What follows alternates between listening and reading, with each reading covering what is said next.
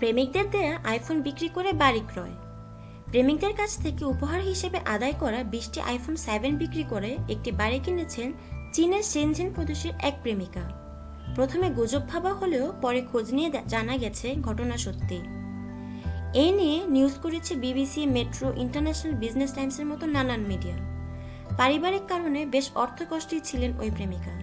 বাড়ি কেনা তার পক্ষে ছিল দুঃসাধ্য ব্যাপার, কিন্তু অভিনব এক উপায় খুঁজে বের করেন তিনি, আর তা হলো প্রেমিকদের কাছ থেকে আইফোন উপহার পাওয়া এবং তা বিক্রি করা।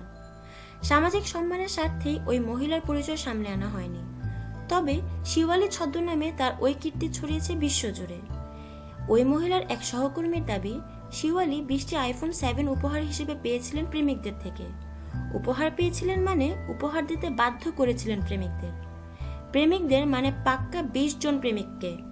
পরে ওই আইফোনগুলো বিক্রি করে সেই টাকা দিয়ে ফ্ল্যাটে ডাউন পেমেন্ট করেছেন তিনি।